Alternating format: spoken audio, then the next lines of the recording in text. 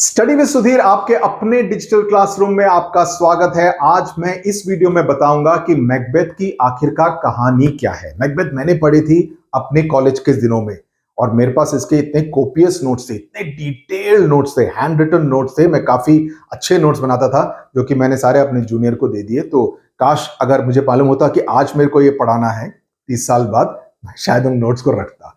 Okay, anyway fresh notes बना लेंगे, कोई प्रॉब्लम नहीं है। So this is the story of Macbeth. Macbeth में आखिरकार होता क्या है?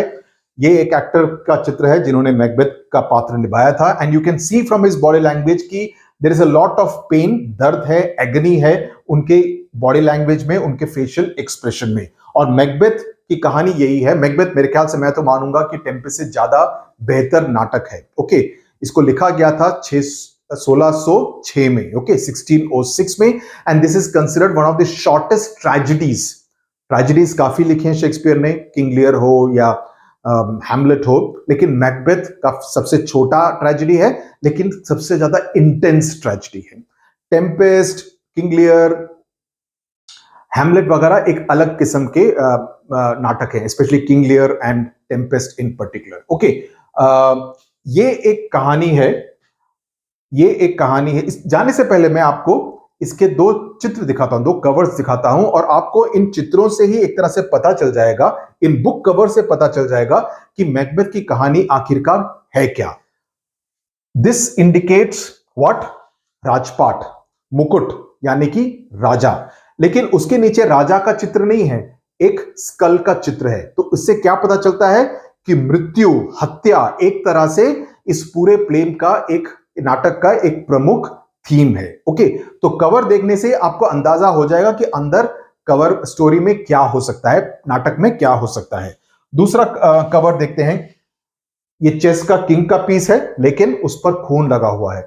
मैकबेथ को टी को लंबा करके उसको एक तलवार बनाया हुआ है और तलवार पर भी खून लगा हुआ है। अगेन उससे पता चलता है कि हत्या और खून मैकबेथ नाटक का एक प्रमुख थीम है। ओके, और चलते हैं। ये देखिए, अगेन एक मुकुट, लेकिन यहां पर एक ब्लडी हैंड को दिखाया गया है, खून उस पर खून लगा हुआ है। So it was written in 1606 and it is one of Shakespeare's most prominent plays, but the shortest tragedy that he wrote. और ये एक तरह से ड्रामेटाइजेशन है of an episode in the history of Scotland. Macbeth नाम का एक आदमी था जिसने एक डंकन नाम के एक आदमी का खून भी किया था, लेकिन यहां पर डंकन को एक वृद्ध राजा के रूप में दिखाया गया है, लेकिन जो असलियत में था उसकी उम्र सिर्फ 39-40 की थी। तो एक तरह से काफी डिविएशन शेक्सपियर ने किया है। लेकिन इससे ज्यादा इंपॉर्टेंट यह है कि this was seen as a tribute to king James first of England. Now अगर आप शेक्सपियर के बारे में जानते हैं तो शेक्सपियर के नाटक काफी हद तक राजा के दरबार में स्टेज किए जाते थे। राजा के लिए और उनके जितने भी मंत्रिमंडल वगैरह के मंत्री थे उनके लिए स्टेज किए जाते थे, रॉयल फैमिली के लिए स्टेज किए जाते थे। तो उनके लिए तो एक तरह से royal touch was very important, so it was seen as a tribute. लेकिन उसके साथ साथ नाटक में एक बड़ा मैसेजिंग भी था। वो मैसेजिंग ये था कि शेक्सपियर ये बताना चाहते थे। ये कवर देखिए, अगेन हाथ है लेकिन हाथ पर खून लगा हुआ है।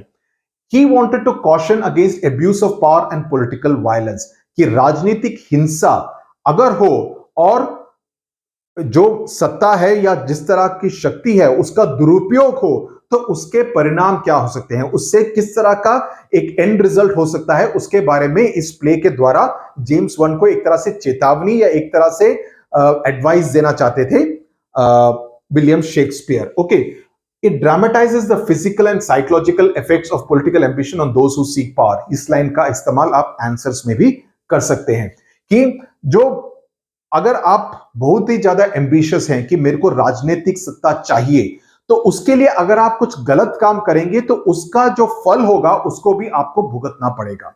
जो कर्मा है उसका फल आपको भुगतना पड़ेगा कि अगर आप कुछ गलत काम करते हैं राजनीतिक लोभ के लिए या राजनीतिक सत्ता को पाने के लिए। तो इसके बारे में भी मैकबेथ है, because Macbeth is essentially about a kingdom in Scotland. ये एक इंटरेस्टिंग बात है कि why was a play referred to as a Scottish tale, because उस समय पर ये एक बात निकली थी कि अगर मैकबेथ बोलोगे तो एक तरह से लोगों के लिए जो उस नाटक से जुड़े हुए हैं या उस को काइंड ऑफ पढ़ रहे हैं, उसकी बात कर रहे हैं, उनके लिए अनलकी हो सकता है, तो उसको मैकबेथ ना बुलाकर स्कॉटिश टेल बुलाया जाता था। एक अंधविश्वास है essentially. Okay, unless you are rehearsing और unless you are reading like you and I are doing, so डरने की कोई बात नहीं है। ओके सो आगे चलते हैं। James one was very interested in witchcraft, which is why the witches and witchcraft is a very prominent theme and part of Macbeth. अब इसके मुख्य पात्र कौन है, उनके बारे में, उनके ऊपर नजर डालते हैं। Macbeth, lady Macbeth, king Duncan, बैंको, मैकडफ एक अलग दूसरा एक और पात्र है जो कि उसकी काफी अहम भूमिका है, specially in the second half of the play. Macbeth was a very brave Scottish general who eventually becomes the king of Scotland. He's a general at the beginning of the play in King Duncan's family. Lady Macbeth is his wife, जो कि काफी ambitious है और काफी ruthless भी है, कुछ भी कर सकती हैं जो उनको हासिल करना है उसको पाने के लिए। Okay, king Duncan, the king of Scotland, who is killed by Macbeth, and Banquo is also a general like Macbeth in king Duncan's army at the beginning of the play. अब चलते हैं स्टोरी में क्या होता है। Story में ये होता है, एक्ट 1 सीन 1 से शुरू होता है। ये 3 चुड़ैले हैं ये 3 चुड़ैले हैं, इनको 3 वियर्ड सिस्टर्स भी बुलाया गया है, 3 विचेस भी बुलाया गया है। Okay, so they meet Macbeth in act 1 scene 3 and they make prediction about Macbeth and Banquo. Macbeth और Banquo दोनों मिलते हैं जब वो कहीं से गुजर रहे होते हैं, इन 3 चुड़ैलों से मिलते हैं, और ये 3 चुड़ैले एक तरह से दे सिंबलाइज डार्कनेस, दे सिंबलाइज नेगेटिविटी। ओके, और वो इन दोनों को ये प्रिडिक्शन बताती हैं कि मैकबेथ को का प्रमोशन होगा और वो थेन ऑफ कॉर्टर बनेगा, जो कि एक रैंक है। ओके, थेन ऑफ कॉर्टर बनेगा, और उसके बाद he will become the king of Scotland, Scotland का राजा भी बनेगा। राइट, तो ये सुन के मैकबेथ सोचता है, अरे बाप रे, मैं राजा बनूंगा, लेकिन राजा कैसे बनूंगा, राजा तो किंग डनकन है, किंग डनकन के बेटे हैं, तो अगर राजा मरेगा तो राजा के बेटे राजा बनेंगे, तो मैं कैसे बीच में, मेरा कोटा बीच में कैसे आएगा। राइट, तो ये उसकी सोच हो जाती है। तीसरा प्रेडिक्शन विच इसका चुड़ैलों का क्या रहता है कि बैंको के जो बेटे हैं या बेटा है वो राजा बनेगा, लेकिन बैंको राजा बनने के बारे में वो कुछ नहीं बताते। सो ये 3 प्रेडिक्शंस, आपसे प्रश्न पूछा जा सकता है, what were the 3 predictions made by the witches, तो आपको ये 3 मालूम होना चाहिए। इस कहानी को समराइज करके बताने का उद्देश्य यही है कि आप समझ सके कहानी क्या है, आपको समझ में आ जाए, ताकि आप बाद में जब आप नाटक पढ़ें आपको मजा भी आए, एक तरह से आप उसके साथ रिलेट भी अच्छा बेहतर कर पाए। ओके, मैं आपको आप बुलाऊं या तुम बुलाऊं मैं दिल्ली में बड़ा हुआ था, तो मेरी आदत आप बोलने की है। ओके, ये मेरे को तू तुम बोलने में उसकी आदत नहीं है, थोड़ा अजीब सा लगता है। King Duncan he names Macbeth as the thane of Cawdor. Okay, तो इसका मतलब क्या हुआ, पहली भविष्यवाणी सच हो गई। अरे 3 बताई थी, पहली तो सच हो गई, इसका मतलब किंग ऑफ स्कॉटलैंड होने के भी चांसेस हैं। अभी मैं इसको किंग ऑफ स्कॉटलैंड कैसे बनूंगा, तो Duncan plans to visit Macbeth's castle.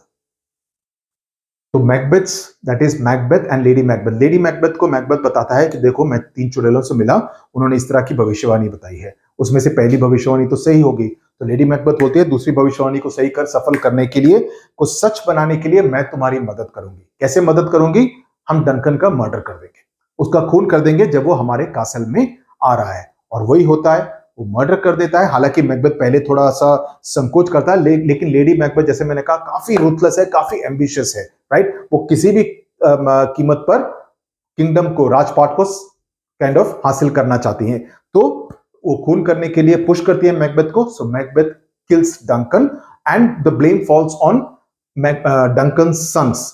Okay, उसमें से एक का नाम मैल्कम है, जिसके बारे में आपको जानना ज्यादा जरूरी है, बिकॉज उसका लास्ट में उनका पात्र है ज्यादा प्रमुख एक्ट 5 में। तो she kind of pushes Macbeth to kill Duncan, वो हो जाता है, मैकडफ आके उसकी बॉडी को डिस्कवर करता है। Macduff is the other Nobel person, noble man in Scotland. So Macbeth becomes the king of Scotland, but he feels very insecure. क्यों कि पहली भविष्यवाणी तो सही होगी, दूसरी भविष्यवाणी भी सही होगी, इसका मतलब क्या हुआ कि तीसरी भविष्यवाणी भी भाई सही हो जाएगी। राइट, और तीसरी भविष्यवाणी क्या थी कि बैंको के बेटे राजा बनेंगे। राइट, सो क्या करता है कि मैं बैंको को और उसके बेटों को मार दूंगा। ओके, बैंको के बेटे का नाम है फ्लियंस। तो होता क्या है कि बैंको को मार दिया जाता है, लेकिन उसका बेटा वहां से निकल जाता है, उसको मार नहीं पाते। So Macbeth sees Banquo's ghost, and this is one of the very prominent scenes written by Shakespeare. जब वो बैंकों का भूत को देखता है। भूत प्रेत, witchcraft, there are all very prominent pieces in Shakespeare style of writing, right? Because उस समय के इंग्लैंड में इन चीजों को मानते थे और इन चीजों को पसंद भी करते थे स्टेज पर देखना। ओके, उसके बाद मैकबेथ डिसाइड करता है कि ये तो नहीं होगा, मेरे को तो सब चीज को मारना है, तो ही अनलीशेस टेरर। तो मैकडफ क्या बोलता है, he goes to Duncan son Malcolm in order to fight Macbeth, कि तुमको मैकबेथ के साथ लड़ाई करनी पड़ेगी, अपना जो राजपाट है उसको वापस हासिल करने के लिए, जो तुम्हारे फादर का था, उसके लिए तुमको मैकबेथ के साथ युद्ध करना पड़ेगा। आगे क्या होता है, लेडी मैकबेथ, जिसके हाथ पर खून लगा हुआ है, obviously because she is the one who pushed Macbeth to commit murder, she walks in a sleep. This is another very prominent scene in Macbeth. नींद में वे चलती हैं, okay, and eventually she kills herself, she dies by suicide. And Macbeth obviously, because even though he has got the kingdom, जो मैंने शुरू में बोला ना, पॉलिटिकल एम्बिशन, आप एक तरह से इतने एम्बिशियस हो जाएंगे कि मेरे को राजपाट चाहिए, लेकिन मानसिक peace and general happiness goes for a toss. You know, some people के पास पैसा बहुत होता है लेकिन मन की शांति नहीं रहती। It's something similar to that, right?